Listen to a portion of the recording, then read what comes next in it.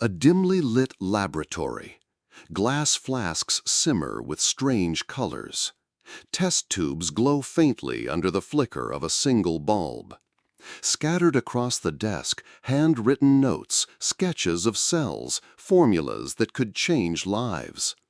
And at the center of it all, a man, a black doctor, Rafael Armato. Brilliant, determined, and dangerous, not because of what he destroyed, but because of what he discovered. What if I told you he may have found a cure?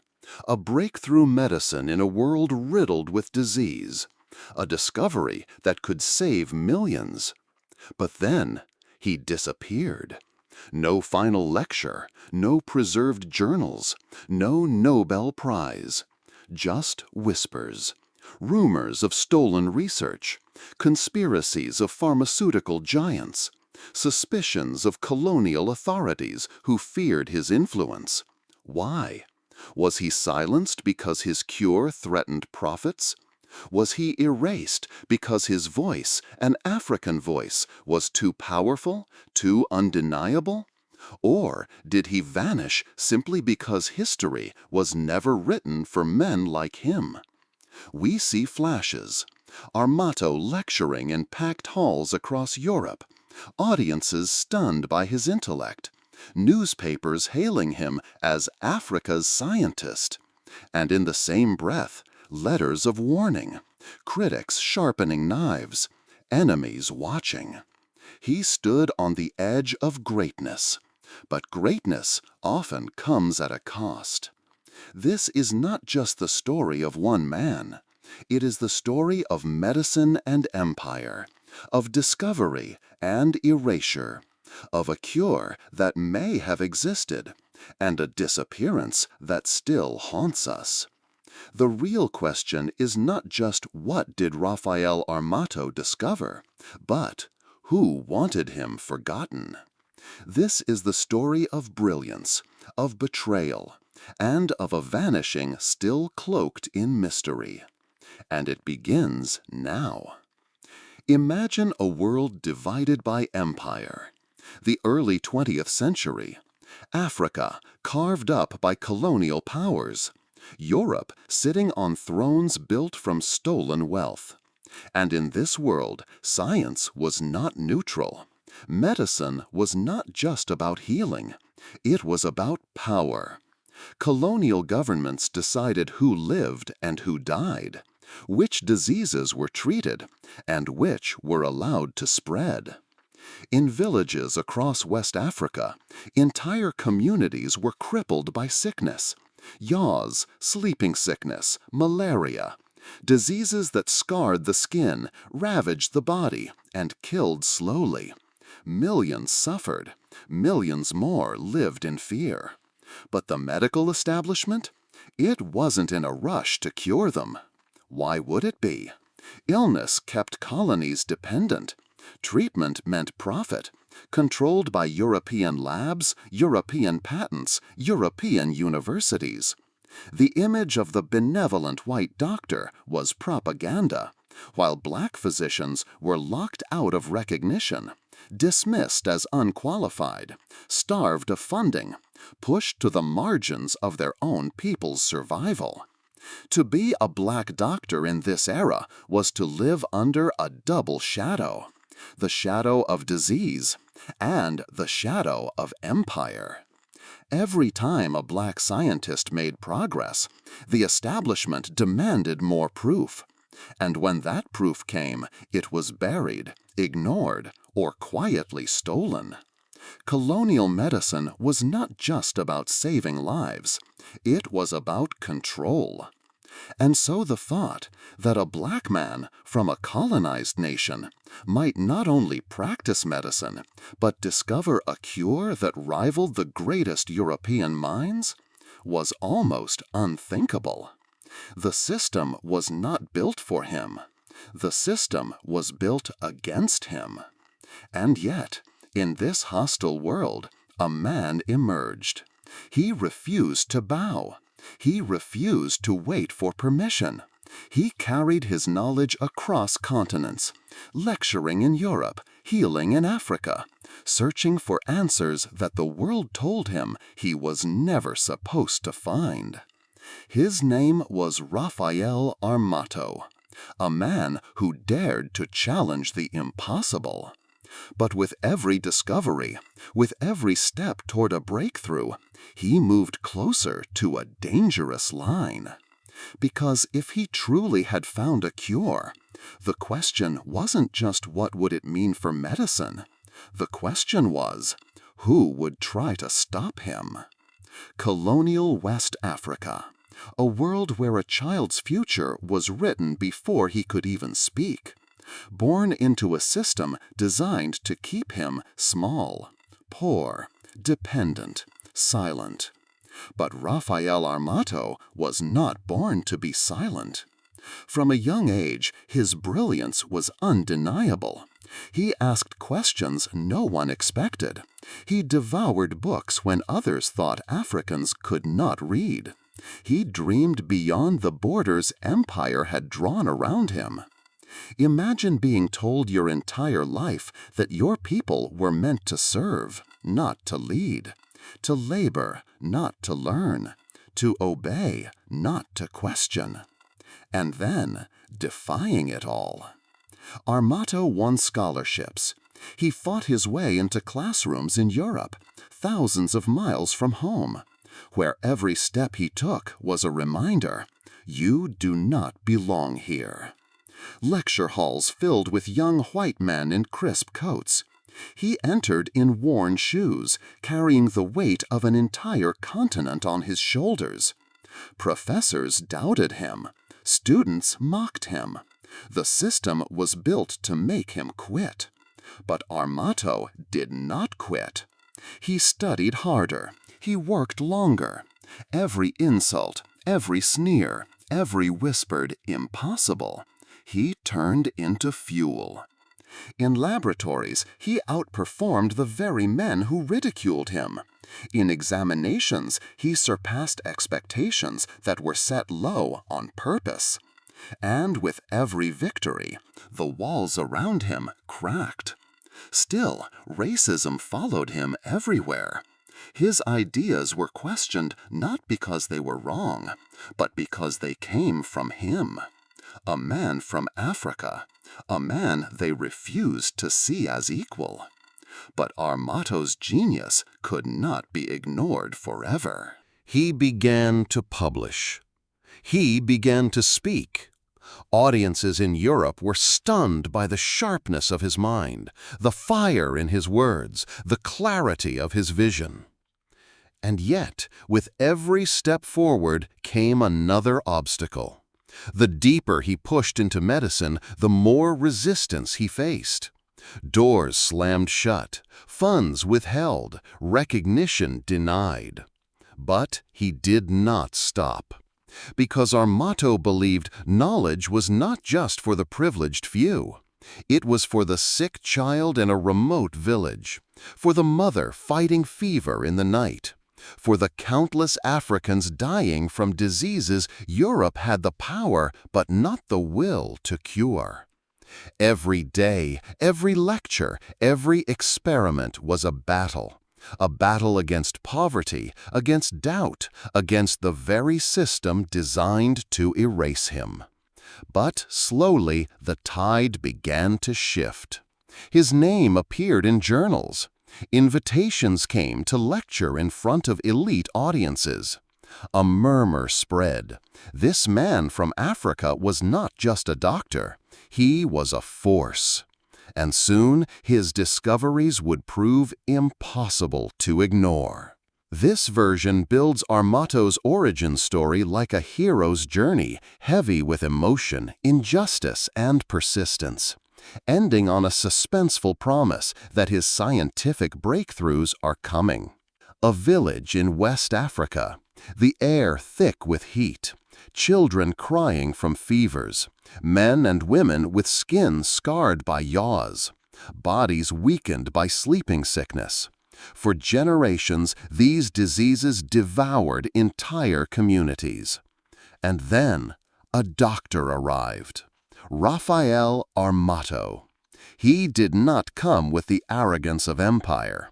He came with notebooks, medicine, and an unshakable determination. Day after day he studied. He observed the symptoms. He traced the patterns. He connected what others dismissed as hopeless suffering. And slowly the rumors began to spread that under his care patients improved. Wounds closed, fevers lifted. The endless misery of yaws began to fade. The exhaustion of sleeping sickness began to ease. People whispered of a miracle doctor. Villagers lined up outside his clinic, waiting hours just for a chance to be seen. Mothers carried their children on their backs, eyes full of desperate hope. Fathers, once resigned to watching their families die, dared to believe again. For the first time in years, there was light in the darkness. But in medicine, hope is never simple. Because cures do more than heal, they disrupt. They challenge the profits of pharmaceutical giants. They undermine colonial authorities who use disease to justify control. They raise a dangerous question. If a black doctor could solve what European medicine could not, what else about empire was a lie? Armato's discoveries did not just bring healing. They brought whispers of power, of independence, of a future not chained to colonial laboratories in London or Paris. And that made him dangerous. Because every patient healed was not just a life saved, it was a strike against a system built on exploitation.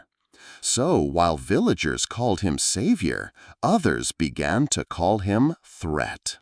And the question now was not whether his cure worked, but whether the world would ever allow it to see the light. Because cures do not just heal, they disrupt. And disruption makes enemies. Imagine curing the incurable and being told you had no right to. Raphael Armato's name was spreading. Patients swore by him. Communities called him savior. Even newspapers in Europe praised his brilliance. But not everyone celebrated. In colonial offices, men in pressed suits whispered doubts. In pharmaceutical boardrooms, executives clenched their fists. And in the ivory towers of European medicine, professors scoffed at his every claim. "Show us proof," they demanded. But when he asked for resources to test and publish, the doors slammed shut. He was asked to prove the impossible, while being denied the very tools to do it. It was a trap dressed as science, a game he was never meant to win. Because the truth was this: disease meant money. Yaws, sleeping sickness, malaria, these were not just illnesses. They were markets. Every syringe, every pill, every patent was profit for European companies. A cure would collapse the system, and the man threatening that system was not white. He was African. That made him dangerous in ways medicine could not measure. The smear campaign began. Colleagues whispered that he was unqualified. Papers questioned his credibility. How could a man from a colonized land claim to have solved what Europe had failed to cure? To many, his genius was an insult. But Armato did not hide. He spoke louder. He published. He stood on stages across Europe and warned of colonial exploitation, how medicine was being used as a weapon of control, how African lives were being treated as expendable. Crowds applauded, but behind closed doors, enemies sharpened their knives. Because brilliance is one thing. Brilliance that exposes corruption, that is unforgivable. And so a question hung in the air. Was Raphael Armato too outspoken, too bold, too dangerous to be allowed his platform? The enemies gathering against him were not bacteria, not parasites, not viruses. They were men, institutions, empires. And they were far more powerful than disease itself. A man at the height of his brilliance, respected, feared, on the verge of changing medicine forever. And then, silence. Raphael Armato, gone. The accounts diverge. Some say he fell suddenly ill, a mysterious sickness that came without warning. Others whisper poison, that his outspoken defiance of empire had made him a target. Hospital rooms. Doctors speaking in hushed tones. Letters sent for answers, never returned. And in the chaos, one truth became clear. His research, his notes, his discoveries vanished. Some say they were stolen. Others say they were buried, locked away by institutions that could not afford to let them see daylight. A cure that might have saved millions, swallowed by the shadows. The cinematic cuts are sharp now. A lecture hall left empty, chalk still on the board. A drawer pulled open, papers missing. A headline that should have celebrated him, replaced with silence. The man who stood on stages across Europe, the man who dared to say Africans could cure themselves, the man who threatened both profits and power, was erased. But why? Was it because he was too brilliant, too outspoken? Or because his discoveries threatened an entire empire of medicine built on control, not compassion? We may never know the exact moment it happened, the final breath, the final note, the final secret meeting that sealed his fate. But this we do know. In a single moment, a man who may have held the key to saving millions was gone. And the haunting question remains: what became of his discoveries? And who stood to gain from his silence? What happens when a man disappears, but his ideas live on in silence? Raphael Armato was gone, but his absence echoed louder than his presence ever had. In the years that followed, colonial medical authorities advanced their own discoveries. Treatments for yaws, remedies for sleeping sickness, solutions that looked eerily familiar to those who remembered his research. It was as if his notes had not vanished at all, as if they had been repackaged, rebranded, claimed by those who once dismissed him. But the textbooks? They did not carry his name. The journals? Silent. The universities? Erased him. History moved on, without him.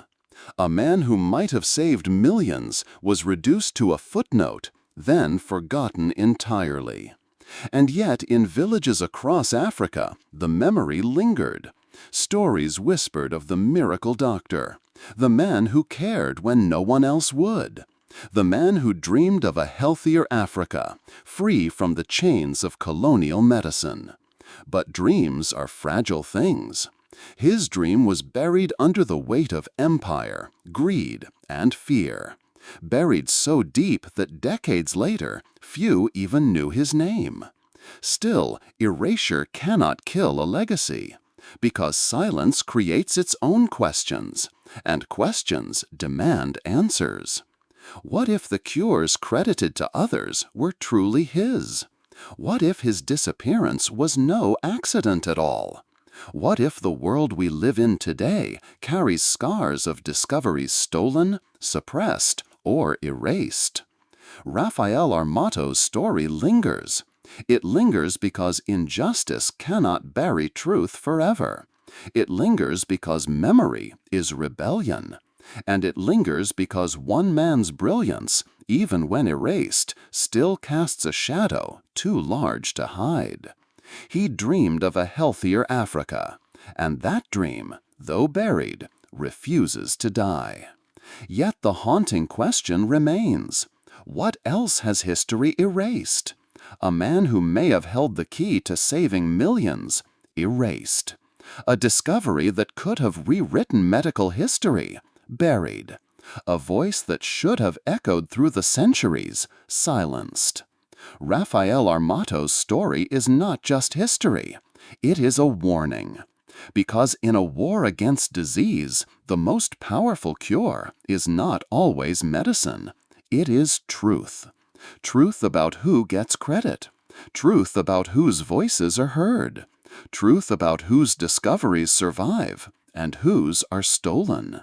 Armato reminds us that the past is not as distant as we want to believe. He reminds us that science has never been free from politics, that healing has never been separate from power, and that the silencing of one voice can change the course of millions of lives. So the question we must ask is haunting. How many cures have been lost? How many miracles were hidden away in drawers, never published, never acknowledged, because of greed or prejudice or fear? And how different would our world be if they hadn't? If even one of those cures had survived, how many children would have lived? How many families would have been spared grief? How many nations would stand stronger today? Armato's story is a reminder that history forgotten is history repeated, and silence left unchallenged becomes complicity. So if this story moved you, don't let it end here. Share it. Keep his memory alive. Because the only way to fight erasure is with remembrance. The empire may have buried his dream, but we can still carry it forward. And perhaps in remembering Raphael Armato, we remember all those voices history tried to erase.